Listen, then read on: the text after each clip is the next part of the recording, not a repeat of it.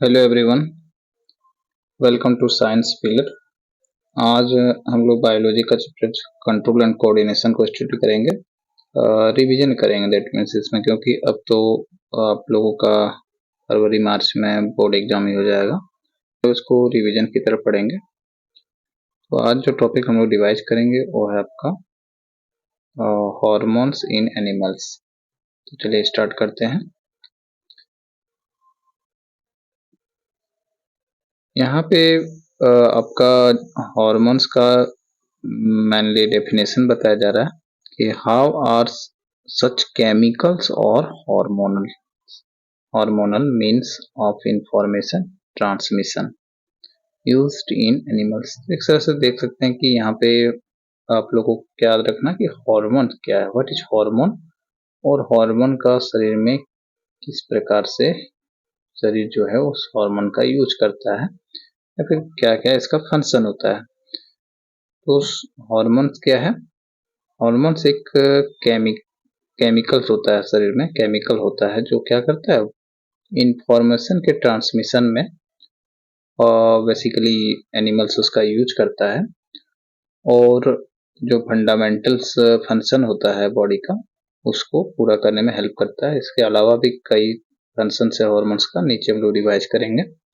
यहाँ पे एक आपका स्क्वायरल का एग्जांपल देते हुए यहाँ पे समझाया जा रहा है, एड्रेनलिन हार्मोन का एग्जांपल दे रहा है कि स्क्वायरल क्या करता है, किसी अनफेवरेबल कंडीशन में, विषम परिस्थिति में जो है अपने बॉडी को किस तरह से फाइट करता है, इसके हेल्प से, किस हार्मोन के हेल्प से फाइट करता है। तो वो अचानक किसी मैन को ही देख लिया, किसी पर्सन से, एनिमल्स को देख लिया, तो वो क्या करता है, भाग जाता है उस सिचुएशन से, या तो फाइट करता है। तो यहाँ बात कर रहा है आपका किस हार्मोन का, तो वो है एड्रेनलिन हार्मोन का बात कर रहा है। एड्रेनलिन हार्मोन जो है इमरजेंसी हार्मोन कहलाता है, हमेशा बॉडी को प्रिपेयर करता है इमरजेंसी से लड़ने के लिए। तो यहाँ पे एड्रेनलिन हार्मोन को बताने के लिए ही एग्जांपल लिया गया है स्क्वायरल का। तो हम लोग इसमें एड्रेनलिन हार्मोन्स का भी रिवीजन करेंगे कि इसका क्या क्या फंक्शन है और ये बॉडी में क्या क्या इफेक्ट डालता है। तो इसमें यहाँ पूरा ये जो पैराग्राफ है, पूरा इसमें स्क्वायरल का ही एग्जांपल दिया हुआ है, और स्क्वायरल किस तरह से अपने बॉडी का इस अनफेवरेबल कंडीशन से या स्कैरी सिचुएशन से बचने के लिए जो है उपयोग करता है एड्रेनलिन हार्मोन, उसी को इस पैराग्राफ में समझाया गया है। तो जब एड्रेनलिन हार्मोन सीक्रेट होता है तो क्या क्या इफेक्ट होगा, वो नीचे का पैराग्राफ में दिया गया है, तो उसको भी हम लोग रिवाइज करेंगे।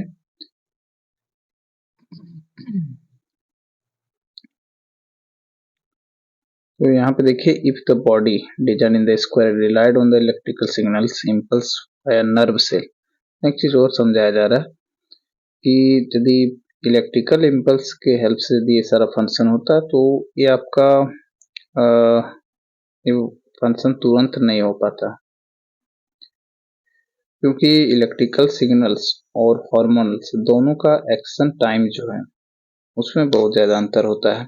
इलेक्ट्रिकल सिग्नल्स सिर्फ नर्व सेल में ही कंडक्ट होता है, जबकि हार्मोन्स जो है वो टारगेटेड ऑर्गेन्स सेल तक, टारगेटेड सेल तक पहुंचाता है, केमिकल्स के रूप में पहुंचता है और उसको मैसेज पहुंचाता है। जैसे अचानक भूकंप ही आता है तो कोई क्या करेगा, तुरंत वहां से भागेगा, अगर बिल्डिंग के अंदर है तो अपने आप को बचने के लिए। तो वो क्या है, adrenaline hormone through target organ, उसका जो है मसल्स, पैरों के मसल्स को रेडी करेगा।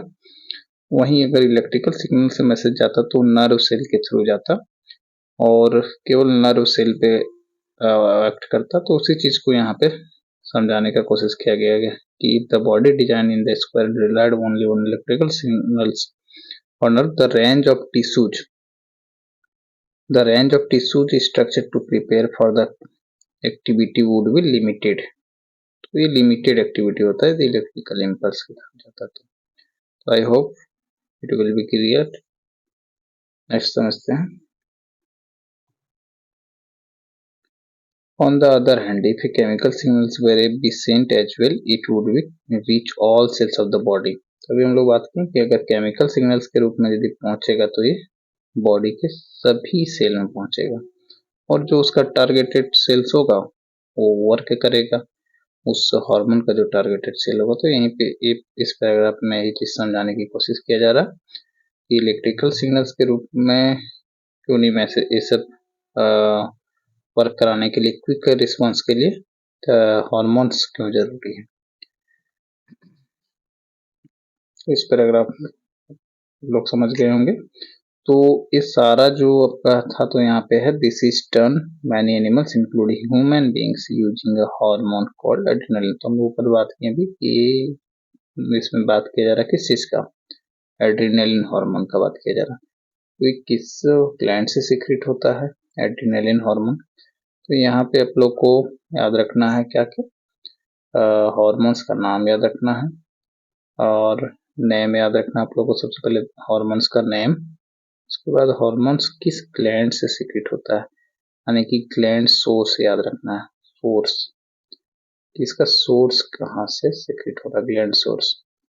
उसके बाद आप लोग क्या याद रखना, फंक्शन, उस पर्टिकुलर जो हार्मोन है उसका क्या फंक्शन है, तो वो फंक्शन याद रखना है। तो ये तीन चीज आप लोगों को कॉलम बना लेना है तीनों का और आप लोगों को याद रखना है। तो इस टॉपिक से आप लोगों को कोई भी क्वेश्चन पूछा जाएगा तो आप लोग सॉल्व कर लेंगे किसका क्या फंक्शन है। नेक्स्ट, अब यहाँ पे इफेक्ट बताया जा रहा है कि एड्रेनलिन हार्मोन का क्या इफेक्ट है। ऊपर हम लोग इससे बात की थी कि पैराग्राफ में बताया गया है नीचे। अब adrenaline is secreted directly into the blood and carried to different parts of the body. The target organ of the specific tissues on which acts include the heart. इसका जो टारगेट ऑर्गन्स होता है एड्रेनलिन हार्मोन वो है आपका heart भी होता है टारगेट ऑर्गन, साथ में जो उसका जैसे यदि भागने का काम है तो मसल्स सेल्स होगा उसका टारगेट ऑर्गन्स, और इसका हार्ट पे भी इफेक्ट होता है। एड्रेनलिन हार्मोन के समय क्या होता है, हार्ट बीट फास्टर हो जाता है, resulting supply of more oxygen. लोगों को याद रखना कि एड्रेनलिन हार्मोन का इफेक्ट क्या है, तो हार्ट बीट फास्टर होता है और मसल्स में जो है सप्लाई बढ़ जाता है oxygen to our muscles, oxygen supply जो है क्या होता है, इंक्रीज हो जाता है। और digestive system and skin reduce due to contraction, blood जो है डाइजेस्टिव सिस्टम और स्किन में ब्लड सप्लाई जो है क्या होता है, रिड्यूस्ड हो जाता है। क्यों, due to contraction of muscle around small arteries in these organs. तो स्मॉल आर्टिकल की कॉन्ट्रैक्शन के कारण जो है आपका blood flow digestive system and skin में रिड्यूस हो जाता है। ये सब जो आपका इफेक्ट बताया जा रहा है वो एड्रेनलिन हार्मोन का इफेक्ट बताया जा रहा है। तो इस चीज का रिवीजन हम लोग कर लेना कि what are the effects of adrenaline hormone in human beings. यदि ऐसा पूछा जाता तो ये सारे इफेक्ट्स हम लोग लिख सकते हैं कि as a result heart beat increases और heart beats faster, oxygen supply increases in our muscle, blood supply reduced in digestive system and skin due to contraction of muscles around small arteries। तो ये सारा जो है आपका effect है adrenaline hormone का। Next देखते हैं,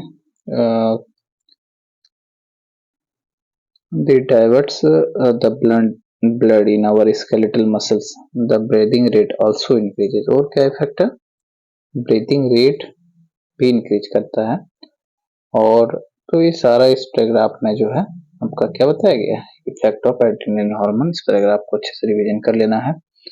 तो और क्या इफेक्ट्स है, all response together enables the animal body to be ready to deal the situation such as animals hormones are part of endocrine system which constitute a second way of control and coordination in our body।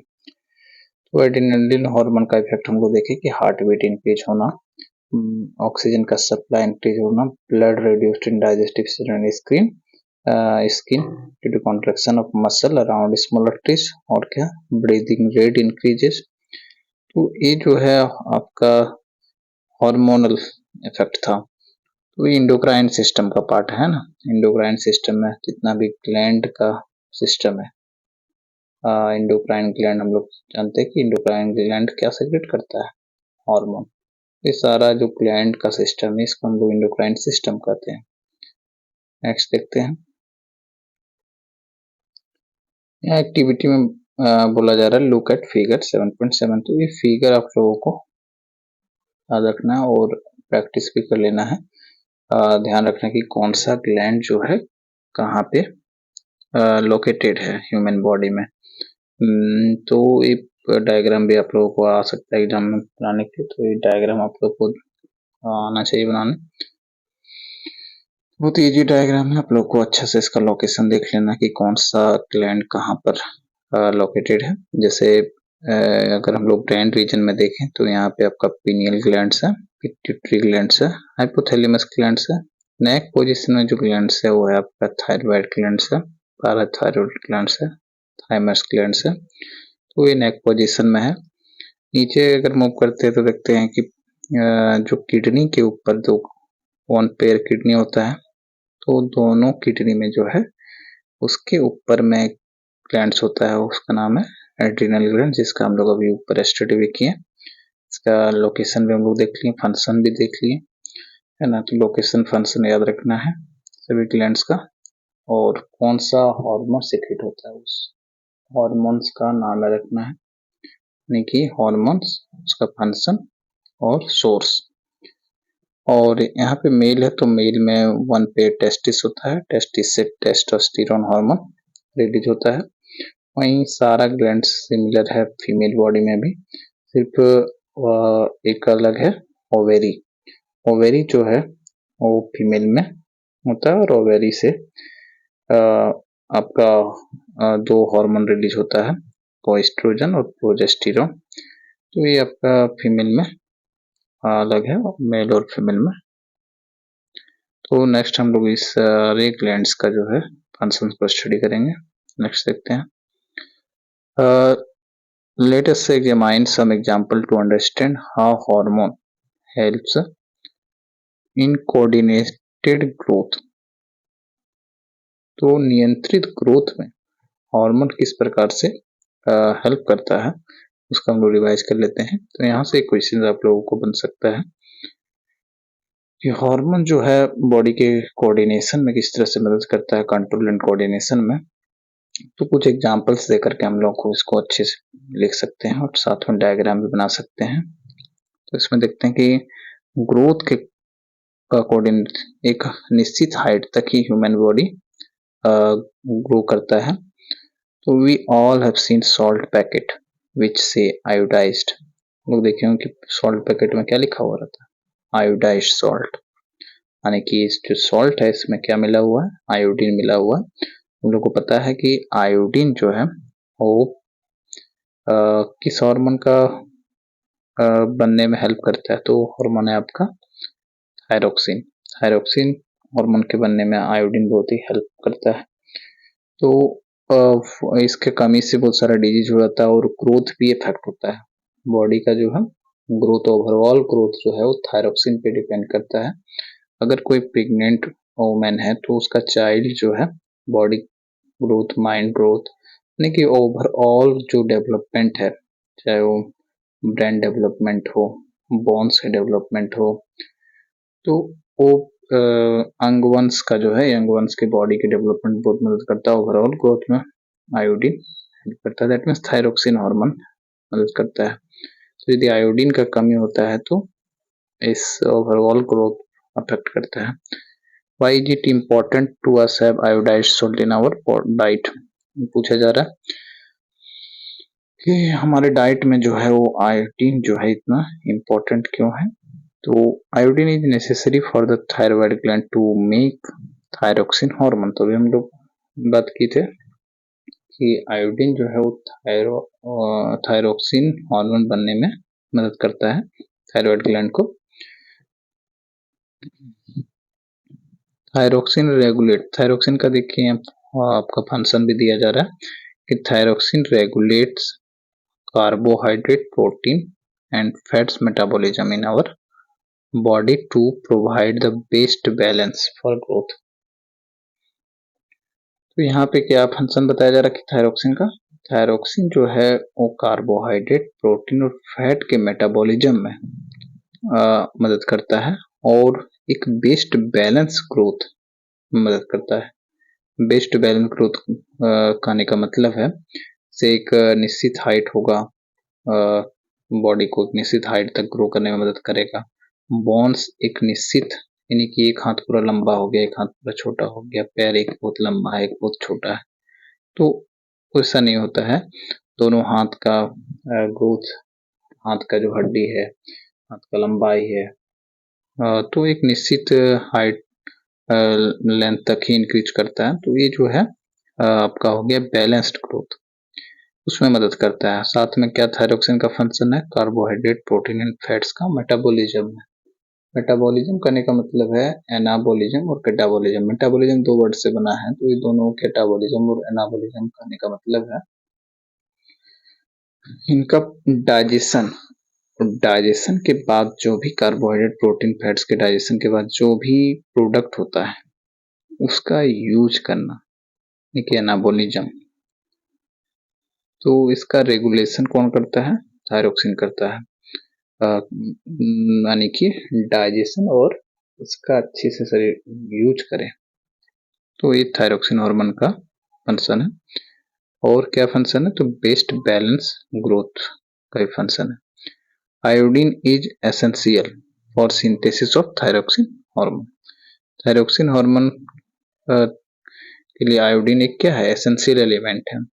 Thyroxine, अगर iodine का deficiency होगा, कमी होगा, तो thyroxine hormone जो है वो सही से नहीं बन पाएगा बॉडी में, जिसके कारण बहुत सारा डिजीज भी होता है और ओवरऑल ग्रोथ जो है वो अफेक्ट होगा। अब यहाँ पे इसमें बताया भी जा रहा है कि in case iodine is deficient in our diet, there is possibility that we might suffer from goiter। अगर डाइट में जो है वो आपका आयोडीन का डेफिशिएंसी होता है तो इससे ह्यूमन बॉडी सफर हो सकता है, पीड़ित हो सकता है। तो आपका गोइटर एक डिजीज का नाम यहाँ पे दिया गया, क्या किससे इफेक्ट हो सकता है, तो गोइटर से इफेक्ट हो सकता है। गोइटर होता है यहाँ आपका नेक पोजीशन जो है, वहां पे थायराइड ग्लैंड होता है, हम लोग फिगर में देखे भी, तो ग्लैंड जो है उसमें सूजन हो जाता है, सूजन नेक हो जाता है। नेक क्या होता है, सूजन नेक, सूजन नेक हो जाता है, नेक फूल जाता है, ग्लैंड्स का साइज इंक्रीज होने लगता है, जिससे नेक स्वेलो कर जाता है। Can you correlate this with the position of thyroid? तो यहाँ पे थायराइड ग्लैंड कहाँ पे है, नेक में, इसलिए नेक क्या होता है, स्वेलो कर जाता है। ये कोरिलेशन है, और क्या। नेक्स्ट देखते हैं हम लोग। Sometimes we come across people who are either very short or extremely tall। तो लोग देखे हुए होंगे, कुछ लोग जो है क्या होता है, बहुत ही लॉन्ग लंबा होता है, या तो बहुत ही छोटा होता है। दैट मीन्स कुछ लोग ड्वार्फ होता है और कुछ लोग जिजेंटिज्म से ग्रसित होता है। जो बहुत शॉर्ट होता है और ड्वार्फिज्म, यानी कि उसमें थायरोक्सिन ग्रोथ हार्मोन का डेफिशिएंसी है, और जो बहुत ही ज्यादा लॉन्ग है, यानी कि उसमें ज्यादा मात्रा में क्या GH रिलीज हो रहा है। तो जो बॉडी का लंबाई है, हाइट, दैट मीन्स उसको रेगुलेट करता है ग्रोथ हार्मोन। और ग्रोथ हार्मोन कौन रिलीज करता है, तो वो है पिट्यूटरी। पिट्यूटरी ग्लैंड जो है वो आपका ग्रोथ हार्मोन रिलीज करता है, और इसके ज्यादा या कम होने से जो है हाइट इफेक्ट होता है। ज्यादा होने से जिजेंटिज्म, खली की तरह पूरा लंबा चौड़ा, हाइट बहुत लंबा होगा, और बहुत कम मात्रा में रिलीज होने पर ड्वार्फिज्म, यानी कि नाटापन। यहाँ ग्रोथ हार्मोन का बात किया जा रहा है, तो ये भी हम लोग डिवाइस कर लें, यानी कि हम लोग adrenaline hormone, thyroxine hormone, growth hormone, ये तीन हार्मोन का सोर्स सीक्रेट होने का, किस ग्लैंड से रिलीज होता है और उसका क्या फंक्शन है। वो हम लोग रिवाइज करेंगे। इस पैराग्राफ में ग्रोथ हार्मोन को ही समझाया गया है। पैराग्राफ पढ़ लेते हैं। यहाँ पे है growth hormone is one of the hormones secreted by the pituitary as its names indicates growth hormone। नाम से ही क्लियर है कि ग्रोथ हार्मोन है, तो ये ग्रोथ की बॉडी के हाइट में मदद करेगा और इसका डेफिशिएंसी से जो है वो ड्वार्फिज्म हो जाएगा। अगर चाइल्डहुड में एडोलसेंस की शुरावस्था में यदि कम रिलीज होता है तो हाइट क्या होगा, कम हो जाएगा, कम रह जाएगा। इसका सोर्स क्या है, पिट्यूटरी ग्लैंड।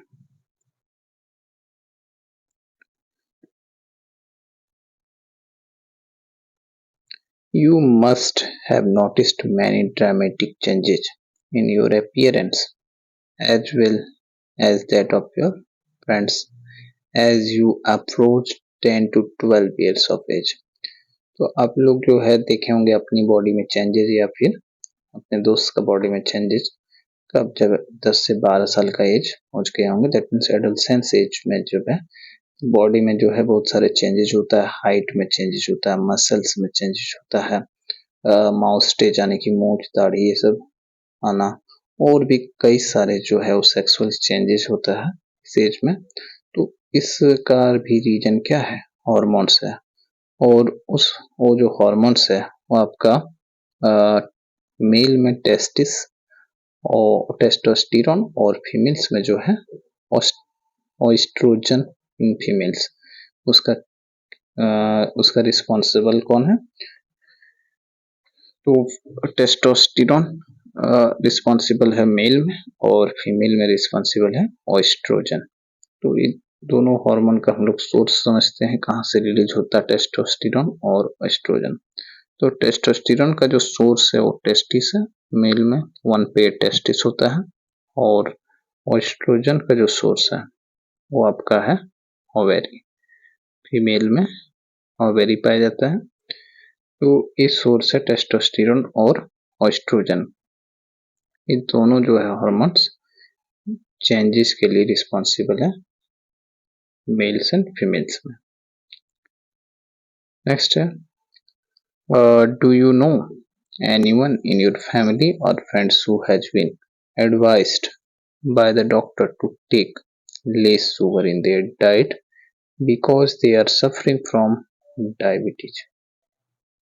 तो आप लोग जो है अपने फैमिली या फ्रेंड्स में सुने होंगे डॉक्टर जो है उसको क्या बोला गया, कम शुगर वाले भोजन यानी कि मीठा कम खाने के लिए।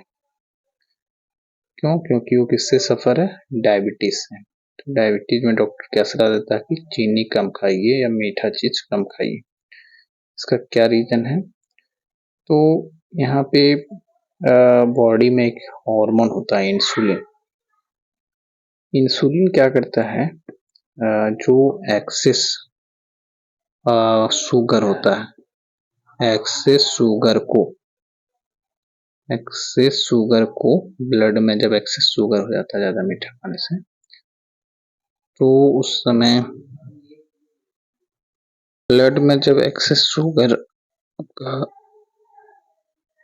ब्लड में जब एक्सेस शुगर होता है तो इंसुलिन क्या करता है, उस एक्सेस शुगर को ग्लाइकोजन में चेंज कर देता है ह्यूमन बींग्स में। तो फिर वो शुगर से क्या, ब्लड से शुगर जो है वो हट जाता है और बॉडी उसका यूज कर लेता है। लेकिन जब इंसुलिन हार्मोन ब्लड में सीक्रेट नहीं हो पाता है तब क्या होता है, वो एक्सेस शुगर जो है बॉडी में हार्मफुल इफेक्ट दिखाना शुरू कर देता है, कई सारे ऑर्गन्स को डैमेज करता है अगर ब्लड में शुगर निश्चित समय में नहीं हटा तो हम लोग इसका सोर्स देखते हैं कि इंसुलिन का सोर्स क्या है, कहाँ से रिलीज होता है। तो हम लोग इसका डेफिशिएंसी यानी कि कमी होता है, यदि इंसुलिन सही से रिलीज नहीं हो पाएगा तो उसका क्या इफेक्ट होगा, तो डायबिटीज होगा। हम लोग सोर्स समझते तो कहाँ से रिलीज होता है, पैनक्रियाज। इसका लोकेशन भी देख लेते हैं, डायग्राम में देखिए तो लोकेशन दिया हुआ है पैनक्रियाज। पैनक्रियाज का लोकेशन है तो पैनक्रियाज से यहाँ इसी ग्लैंड से जो है इंसुलिन हार्मोन रिलीज करता है। तो इसका सोर्स हम लोग समझ गए कि इंसुलिन जो है वो पैनक्रियाज से सिक्रेट होता है और इसका फंक्शन क्या होता है, ब्लड में एक्सेस शुगर को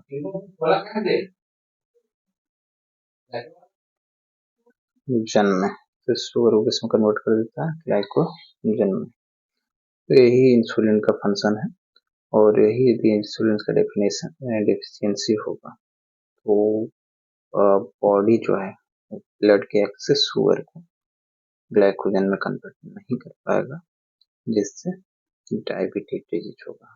इंसुलिन की डेफिशिएंसी के कारण क्या होता है, डायबिटीज होगा। तो वही चीज यहाँ समझाया जा रहा था।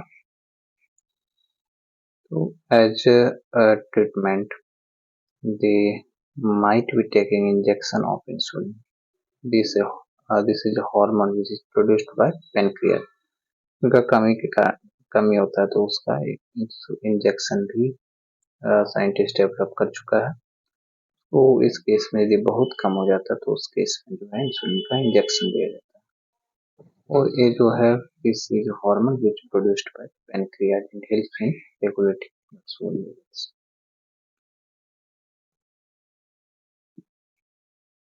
एक मिनट सर।